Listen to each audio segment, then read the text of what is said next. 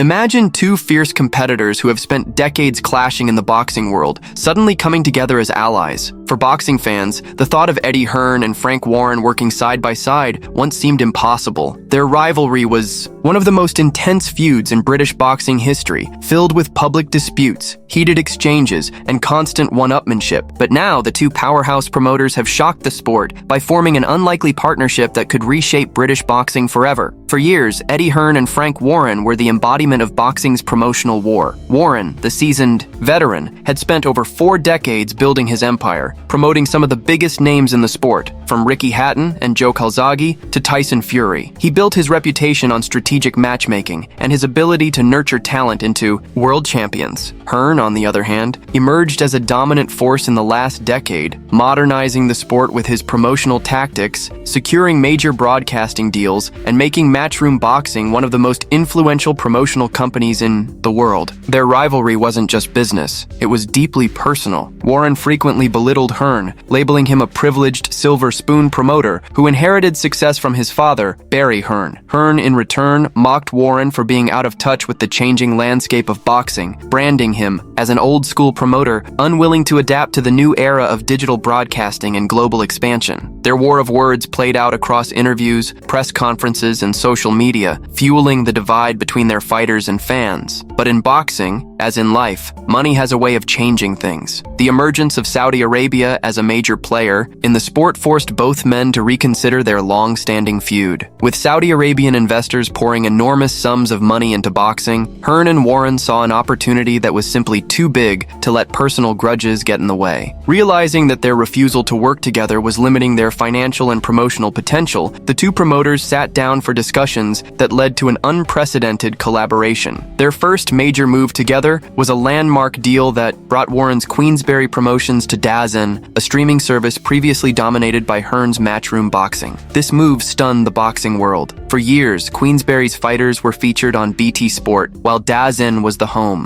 of Matchroom events. By bringing their fighters under the same broadcasting umbrella, the two rivals made it clear that they were now working toward a common goal, making the biggest fights happen. This new partnership has sent ripples throughout the boxing community, raising hopes that long-awaited matchups, which were previously blocked by promotional politics, may finally become reality. One of the biggest potential fights now within reach is Tyson Fury versus Anthony Joshua. The heavyweight showdown has been teased for years, but was continuously stalled due to the bad blood between Warren and Hearn. With both promoters now aligned, the chances of this dream fight happening have significantly increased, delighting boxing fans worldwide. The reaction to this unexpected alliance has been mixed. Some fans are thrilled, believing that this partnership will lead to more exciting fights, bigger events, and a more unified boxing scene. Others remain skeptical, wondering if the two strong-willed promoters can truly set aside their egos for the long haul. Their history of heated arguments and public clashes has left many questioning whether this is a genuine alliance or simply a temporary truce dictated by financial interests. Meanwhile, fighters from both promotional stables are closely watching the developments. Many stand to benefit from increased exposure, larger paydays, and the opportunity to fight the best in the business without the usual barriers of promotional politics. Some fighters, however, may worry about how the power dynamics will shift within their respective camps, now that their longtime promoters are no longer bitter enemies but business partners. While this partnership presents exciting new possibilities, it also raises an important question. How long can this alliance last? Hearn and Warren are both fiercely competitive,